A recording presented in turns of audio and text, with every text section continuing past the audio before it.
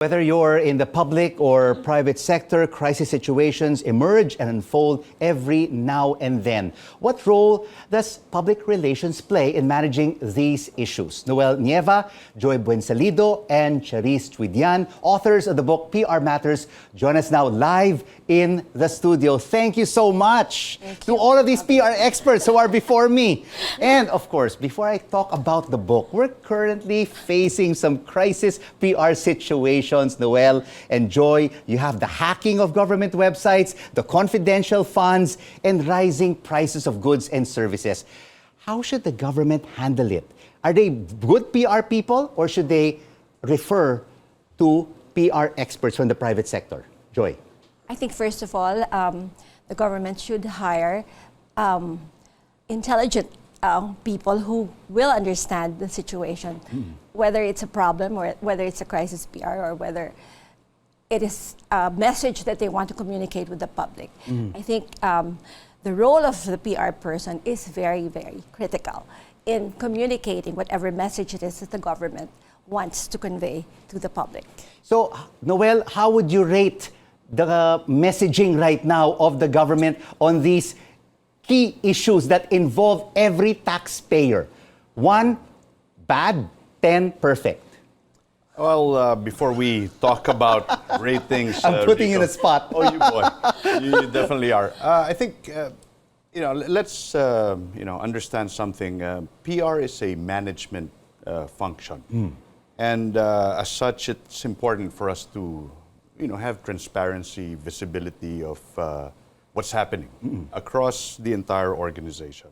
And having said that, it's important that we know what exactly the issues are, what the pain points might be, and then from there we can craft something that would allow government to enjoy a better image or whatever campaign that they might want to do. And Charisse, how important is public relations in any kind of situation? Well, I think, as all of us would agree, that it is very vital. Public relations has become a very important management tool, and for any crisis, for any good news or bad news, PR has to get into the picture, and which is why using the proper communication tools is very appropriate at this time. And what are the proper communication tools? Before, we've had television, radio, and print. How important is social media in this day and age? I would say, okay, after 40 years in public relations, I've moved from the very basic typewriters to computers, and now it's social media. It is very important. But I think all boils down to what is in the mind of the public relations person. If he or she understands the issues or the messages or the ideas that she needs to convey, then technology is part of it, but I think it's still always the ideas and the crafting of the messages that will always be important. And of course, Noel, in this day and age, social media is so quick. They're even ahead of television, ahead of radio, and ahead of print. So you really have to think on your feet to craft a message, especially in crisis situations. Well, social media initially would be handled by someone who knew how to make captions, etc. But nowadays, especially in our business, we need a PR person looking after social, because, like you said, a crisis can happen simply, before you know, in the blink of an eye. And if the person's skill set is pretty much, making captions, he or she might be a bit challenged if there is a brewing problem that is happening in front of our very eyes.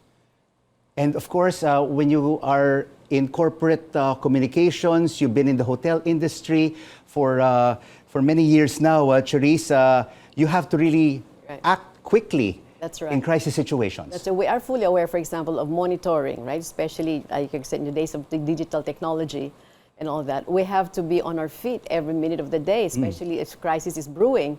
and all that. So then we have to be ready to, like we said, craft messages, respond right away. And in some instances, if you need to respond to a particular person, for example, you reach out to them and talk about it offline. I mean, these are, for example, in specific cases and all that, right? So it could happen because a crisis could blow up just because of one little incident instead of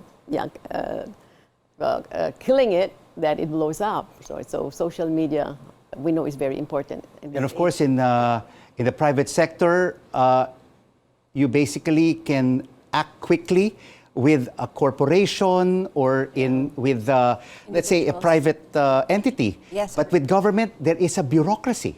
That's right. That's right. And, And it is sometimes very difficult that's why, to handle. That's why we changed the subject now That's why about your book, PR Matters. Tell us, Joy, 18 authors in this book. How did you get everyone together? Oh, because Rico, the 17 members are all members of IPRA Philippines chapter. The 18th one is a guest columnist from IPRA Worldwide. So he was the president of IPRA Worldwide for 2 years. But these 18, all of 18 are experts or experienced practitioners in the field of PR. So we have been able to put together very relevant and timeless topics that touch all aspects of the practice of public relations, from something as basic as what makes a good PR professional. That's right, yes. To how to start or run your PR agency. Yeah. Or very many successful examples of PR campaigns that have worked all throughout the world. I really like this portion of chapter 1, which is surviving a PR crisis, which That's we've right, which we've already discussed. Which is why I'm saying, Which we to survived. answer your questions, they have to read the book, because somebody already mentioned, and this was the best compliment that we got on the book, it's like taking a master class in public relations, because the wealth and breadth of the topics are enough to and the best of the harm best somebody. in the PR industry are part of this book. But I love this chapter 4, Noel. Should government agencies spend taxpayers' money on PR? Should they? I believe so. Because, part of the responsibility of a good government would be making sure that the people understand fully what it is that they are doing. Aside from transparency, it's important that they can communicate the purpose of what they're doing, why they're doing it, and the benefits of why they might be doing whatever it is that they're doing for the people. So there should be a budget for communication. And of course, every one of you has really built a career in public relations. So, Charisse, should it be through an agency? Should it be through the corporate journey? Or basically just set up your own public relations firm? Well, it depends on to each his own. For example, in the companies where I've worked, the PR has always been in-house. It has been internal. We've never had to use a PR agency. But in some instances, there's a need to have a PR council, an external PR council, and sometimes it happens also during moments of crisis. Then you need really a PR crisis communication expert that would come in.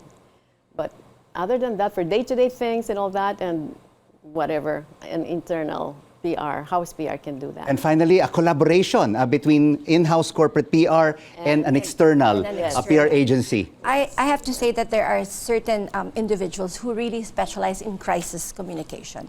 So sometimes if we cannot handle it, we refer it to the experts in crisis. It is an expertise, actually, handling crisis. So, folks watching us right now, if you want to be a PR practitioner, this is the book to have. PR Matters. And joining us this evening were 3 of the 17 authors, Noel Nieva, Joy Buensalido, and Charisse Chuidian. Thank you so much, and congratulations on this book. Thank you very much. Thank you for having us.